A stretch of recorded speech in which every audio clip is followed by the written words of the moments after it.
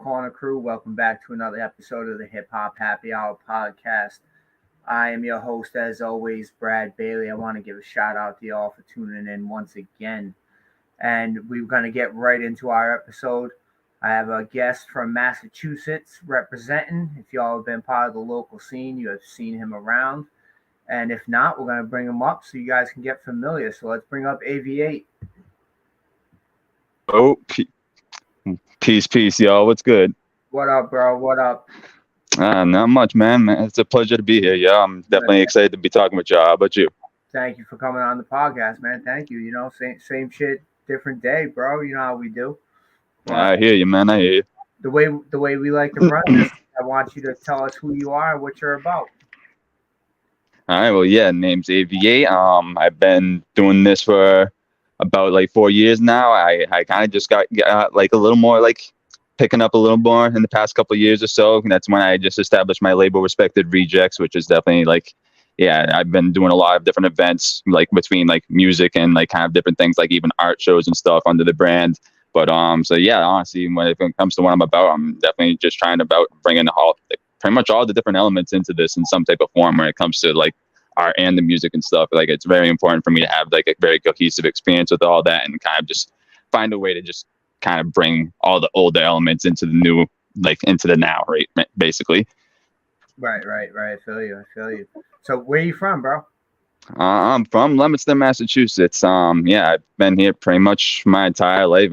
People know me to kind of be more active in Fitchburg because that's just kind of like it's right next door. We're like kind of, we could call ourselves the Twin Cities over here. So it's like, yeah, it's just kind of, it's a little bit more artsy over there. They got a little bit more things with music going. Like a lot of the people that are like from the scene, we kind of like do a little more performances and stuff over there. That's kind of like, if you're familiar with like YDD and Showtime with Joe Grizzly, we may be cousins. Like yes, I connected to them like over there, and yeah, we've kind of honestly like been connected since I've started this. So yeah, no, it's definitely like kind of like a big part of my upbringing too. We can get more into that though later on. I noticed that the Fitchburg, like Worcester, that area, that scene is a little different than the Boston scene. Most definitely. Really is. Like there is more of like the dudes out there out in the middle to the west in Massachusetts, more artsy. I feel lack of a better word. You know what I mean? What do you think is the reason for that? That's definitely a good question. I mean, from my personal experience, it's just, I mean, that's kind of always the way I've been. That I know I've always kind of gravitated toward things like that. But in terms of like everybody else, I just say probably for, lack of other ways to kind of express themselves in certain ways. Because I mean, yeah, we kind of have like certain outlets, but in terms of like other areas, we're not necessarily as big as Worcester. We're not as big as like, we don't have as many venues to go to and stuff like that. So we kind of find other ways to express ourselves through that, I believe. And yeah, we tend to have to kind of go to these other areas to get a little more attention. But as of like, say, the past like 3 years or so, I feel like we're starting to actually kind of like bring more people over here and like actually kind of living over here just when everyone's collaborative efforts. Yeah, the scene is getting bigger. It really is. Because I pay attention to all the local scenes, and it has been exploding a little bit with, like you said, with Young Coffee, Joe Grizzly. We may be cousins. Shout out to all those dudes for real, because for sure they always rip shit up when they're out there live performing. You do too. So, and we're gonna have I appreciate it. We're gonna have you on a little something coming up soon that we're gonna be announcing. So that's pretty dope. No doubt. Influences. Let's talk your influences growing up. What gravitated you towards hip hop?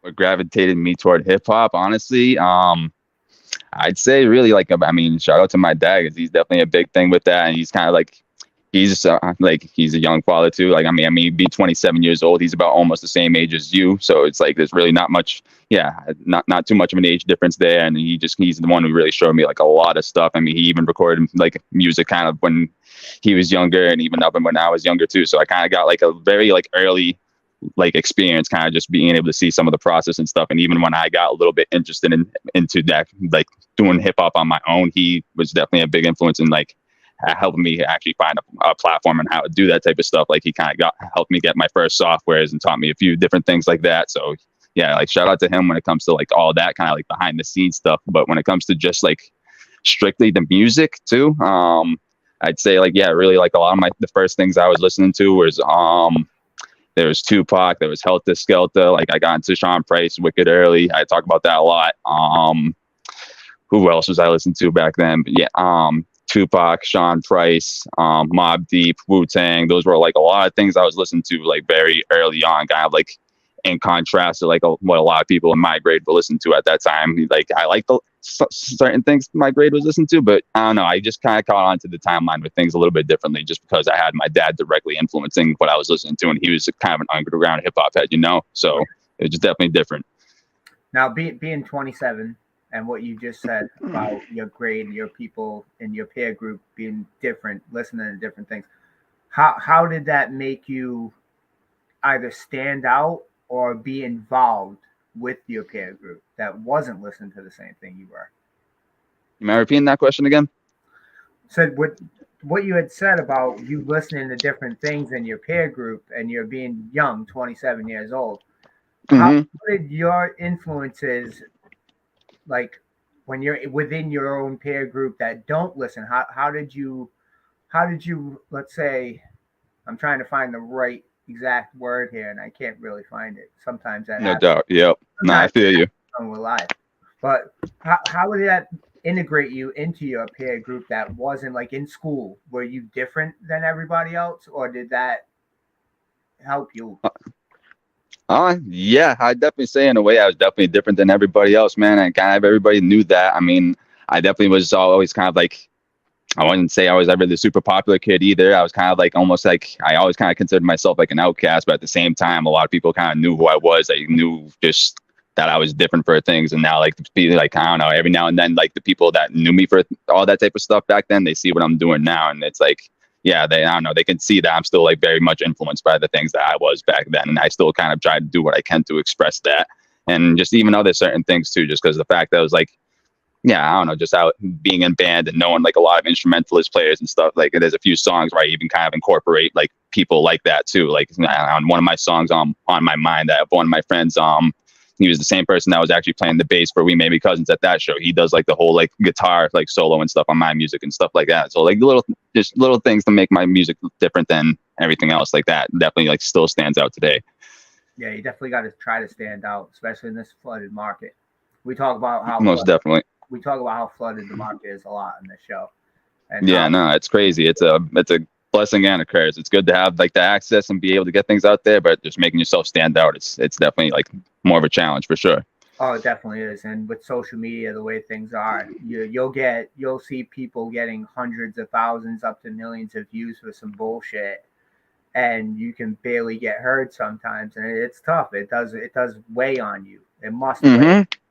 Oh yeah, most definitely. It can get a little bit discouraging in the beginning, but you just have to know to just keep pushing and just keep the momentum going. And honestly, as long as you have like just love for this shit too, I think that's the most important thing. You can't get caught up in just trying to get the numbers, especially in the beginning. Because if you really, I don't know, if you're too focused on only the numbers game, like yeah, it's important, but if you feel like that's going to be what drives you out of the shit first. Because just, I don't know, being able to have the experiences and go out to different places is definitely important too. Because honestly, just the amount of different things and different people I connected to just strictly through music alone is definitely like, I don't know, it's an amazing thing, to be honest. I wouldn't change that for anything. So it's, I don't know, people need to be able to actually get out there and experience that, especially like now, because I know maybe some people that kind of just started in the past few years. Even with me, it's like I kind of started in like 2018, 19, then pandemic shit happened. So there was definitely some obstacles to go around that. But now that that's over and I'm actually getting to like connect with people I met online over the past like few years, that's an amazing thing.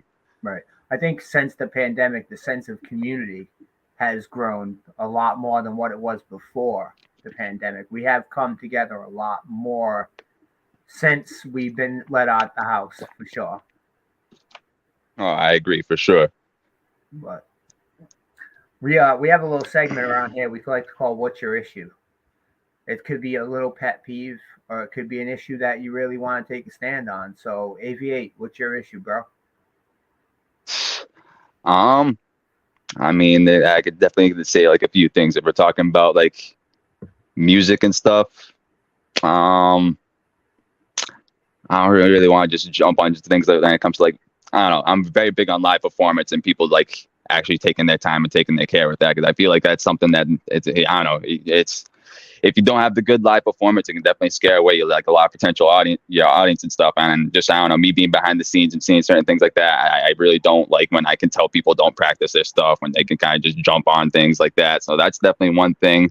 But if we're talking about more like serious issues and stuff, or like, I don't know, other things that I'm kind of passionate about, can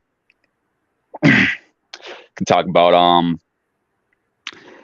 maybe things in the cannabis industry and stuff. I don't know. I think there's a certain double-edged sword that's coming, like with certain things when it comes to the legalities that are in the area right now. I mean, I don't even want to just say the area. Like, I think there's a good ease of access right now, but I also feel like, I don't know, there's a lot of corporations that are kind of like pushing out these smaller markets. I've even noticed, especially in this state too. There's like very few family-owned businesses and stuff. Like, salute to them, the few that are out there. But I can definitely see the struggles that are coming, like with a lot of this type of stuff, and even with like kind of scared when it comes to like I don't know, the legalities when it comes to like psilocybin and stuff like that too, because I know that's right on around the corner. We're actually the state with the most decriminalized cities right now for psilocybin. Right now we have like 7 cities and stuff, so I feel like we're on the way to legalization with that too, and I think that's a very good thing. But again, I think it's a very double-edged sword when it comes to the corporations coming into all this type of stuff.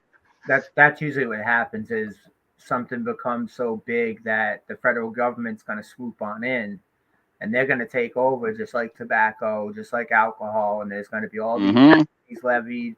And yeah, it's going to be, you're going to be able to go to your 7-Eleven and order whatever the hell you want, because you know a 7-Eleven or Walmart or some major corporation is going to attach itself to it, which I'm surprised Walmart hasn't done it yet.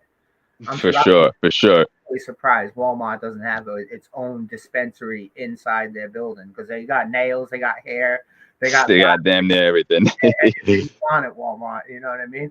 So we were talking about that last week on the podcast with yeah, no, that's kind of what made me think about that a little bit too, because I can tell he was very educated on the subject. Yeah, and it's wild. I mean, we're in a golden age of cannabis right now. We really are, but like you said, it's a double-edged sword, and the government's coming, man. They really are. And once the federal government steps in, we're not going to be happy. No, for sure. It's not going to be a good thing, because they're gonna do all kinds. They're gonna regulate it and tax it and do all kinds of bullshit, and we're going to be cut right out. Just like you said, all the mom and pop shops are already closing up. In my state, Rhode Island, we just became recreational legal this year, I believe, at the beginning of the year. All right, yep. And all of a sudden, a flood of these 3 companies just came in and did put up all the dispensaries. It's the same 3 companies. No doubt. Yeah, they already have our state on lock. It's ridiculous. It really is. But I want to go back to live performances, because you're right about that too. Is you got to be on point, man. We've been to shows, we see, and now that I throw shows, I'm watching. If one little thing happens and somebody fucks up, I catch it and I'm like, oh man, because it could be a domino effect. It really could.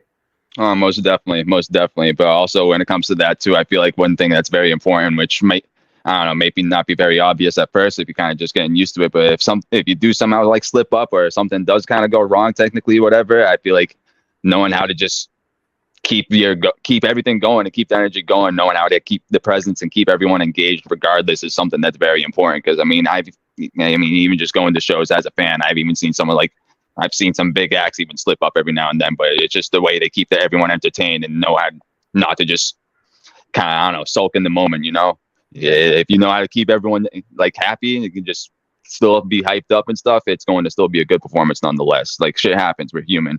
Yeah, that's one thing I haven't seen is a meltdown yet, so that's a good thing. No doubt. If you see somebody have a meltdown, that's it, man. It's like, oh man, you just watch them crumble right in front of your eyes, and it's a sad sight. It is a sad sight. For sure. I'm glad we don't have that going on. For real. But what do you got coming up? In terms of like projects and stuff coming up, I got something that I'm going to release in probably like, I want to say late September, early October. I'm thinking early October. Gonna be like about 6-track EP. I'm pretty sure I told you, but I got like one single with Ghost in the Machine that's going to be on it. He's going to be the only feature that's going to be on it.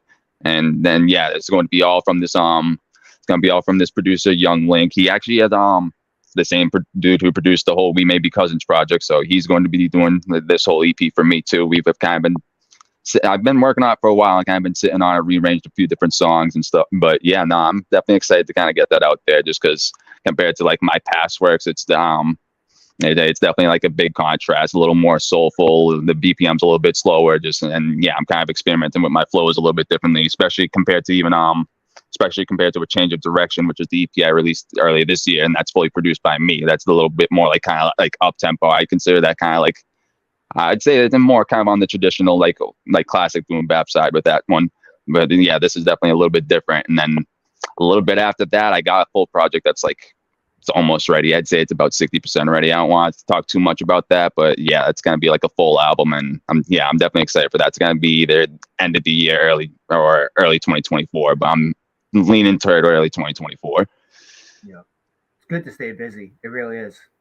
Oh yeah, no, most definitely. And I don't know, just actually having a little bit more organization with things is definitely like, I don't know, that's definitely been a big thing for me in the past like year or so. Cause I remember when I was starting off, I definitely was not organized at all, but just, I don't know, having a consistent game plan, having kind of like a calendar to follow through with things just to keep you on track, or just even other people to keep you on track and stuff too. Just being able to talk with each other's plans consistently. I feel like that's actually very important, or it can help you a lot too, being able to relay ideas back and forth too. Because I mean, I even remember too when I first started, it's just like, I don't know, I was completely unconnected with the area and stuff, or unconnected with engineers and all that. So I was just kind of lost with stuff, and that definitely that hampered my timeline a lot. Now that I kind of like actually have all that down, it definitely helps with the whole process, you know?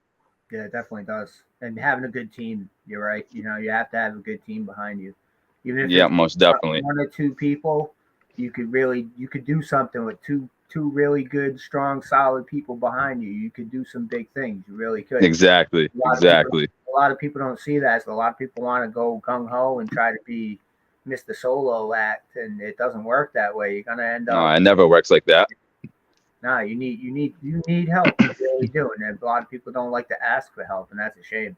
You know, Mm-hmm. I mean, I can admit I kind of grew up almost like that. I mean, I was always kind of just the shy type. I didn't honestly. It was just the lack of not really knowing how to, or knowing how to approach certain things. But I don't know, just growing older, just knowing how to being able to contain that and knowing how to get out there a little bit better, just it allowed me to be able to do all that. And I even tell people all the time too, because they notice me, like, I don't know, people that knew me for a long time and notice me being more social, kind of going out there and doing these types of things. Some people think it's like, I don't like get anxious in certain situations and stuff, but it's like, nah, I still get anxious all the time too, for sure. It's just, I don't know, just about having better control over it, I guess. But I can admit there's certain situations where I do like kind of tense up sometimes. It is what it is, you know. Again, I'm a human being. Shit happens. Yeah, exactly. And one thing that's like a big issue with nowadays is men's health that a lot of people don't like to talk about. And And I mean, that's something I try to be very open about, for sure. Yeah. Like, for sure, whether it's just in a conversation like this or even in music, there's definitely certain songs where you can definitely see I kind of open up about that. Right. Yeah, definitely. Because like I said, man, everybody needs help, no matter what. It's not 1985 anymore. You don't have to bury everything and just keep moving. You know, if you need somebody, there's people out there to talk to. And most definitely. And in this scene, we're all connected to each other somehow, especially in New England. Southern New England, Connecticut, Rhode Island, Massachusetts. We all have a connection one way or another. We know each other. So no, for sure, it's a small world, and you definitely notice that more and more. Oh yeah, especially with this scene, especially like I said, man. For sure. So small, but there's so many people involved in it. It seems like it's this tiny little thing, but it's really, really not. It's this huge explosion that's really hitting the ground. And who's your favorite out of the local scene right now?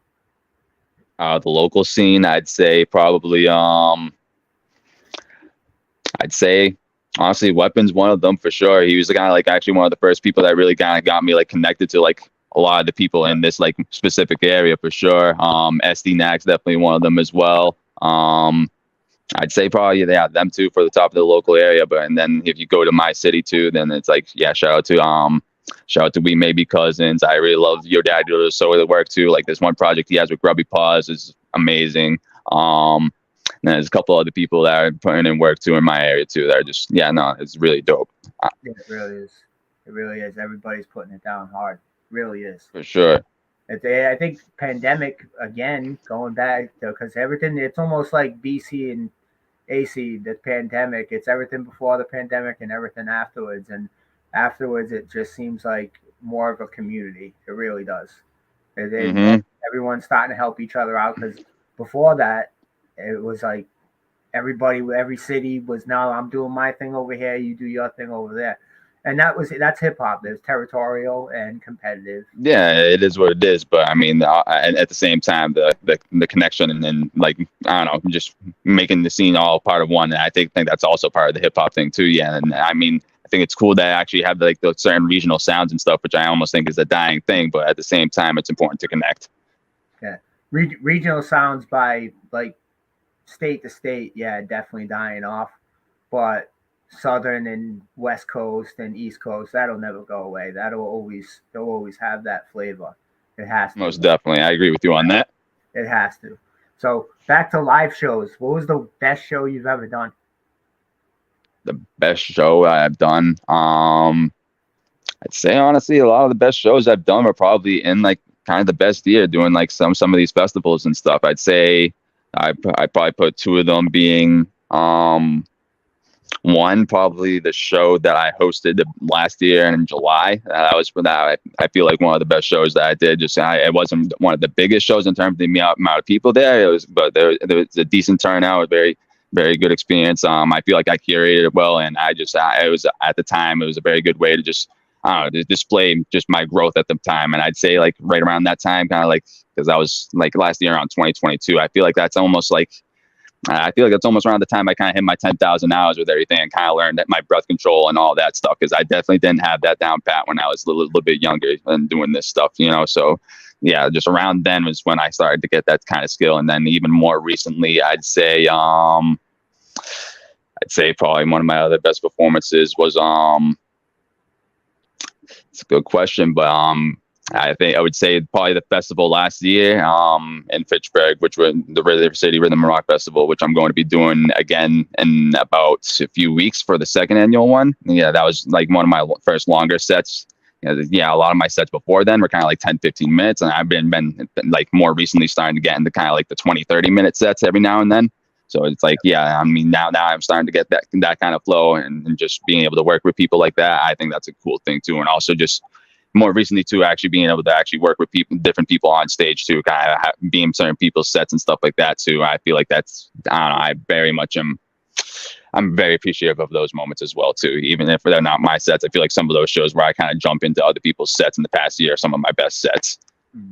Definitely. Let's flip that. What's your worst show? My worst show, I'd say, was probably, some people would probably disagree with this because I've had a couple of people kind of like show me appreciation for this, but this would be it would be ZenFest 2021. I'd say probably my least favorite show. I just talking about having breath control and stuff. Like my voice was just completely blown and stuff, and it was just not a good day for me. You could tell pretty much as soon as I got on the mic that like even compared to now, you hear my voice. It's like it's deep, it's very clear. Like my voice was like gravelly, raspy and shit. And I just had to still continue, but it was just the whole time. Just right as I got on the mic, I knew it was going to be a tough time for me. And yeah, I did what I could, but it definitely was not my best performance at all. I think about that shit a lot, and it was kind of like lackluster. And I haven't had another moment like that since. But I was just definitely very underprepared for that set. Right, but lesson learned, right? Yeah, no, for sure. So that's everything we do. Every fail is a lesson. Every win is a lesson. Everything we do is a lesson to move forward. So, but no, exactly. You're not going to succeed if you don't just put yourself out there, and failure is part of the process, you know? Oh yeah, for sure.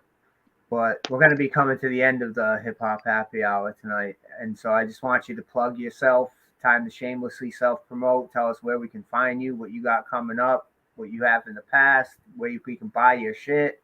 Let us know, bro. No doubt. Yeah, man. I appreciate you, man. And yeah, it's AV-8, man. I mean, the label's Respected Rejects. You can see I'm rocking the merch right now. I'm going to be having some new stuff and like probably, like I said, about like a month and a half. And when I put out this EP, I'm kind of trying to put out like a listening event. I got like a few different designs I've been just sitting on and just waiting to get the product out. So you're gonna see some new stuff in like a month and a half. If you want to follow my page, on Instagram, the label's Respected Rejects, exactly how it's spelled right here with a Z. And you can follow my personal pages at the AV-8, which is the.AV8, the number R. That's on Instagram and Twitter as well. Those are my two most active platforms, I'd say. I'm pretty active on Facebook as well, but those are my two where I talk the most, Instagram and Twitter. My most recent project is a Change of Direction. That's about 6 tracks. I got on cassette too, which has 8 tracks, a couple bonuses on there, and then I have a few other projects you can go back to as well if you're interested. And there's a lot more coming too. My next show is September 9th too in Fitchburg at River City Rhythm Rock Fest too if you're interested in live performances. But there's some other stuff too soon as well later this year if you can't come to that. Hell yeah. And stay tuned to the Culture Corner, and we'll be pumping, we'll be promoting, you know how we do, and you'll see him for sure. So I want to thank you again for taking the time, sitting down with us. No, for sure, man. It's a pleasure. Thank you for having me on. And we'll be doing it again for sure someday. But so peace. Peace. Much love. We out.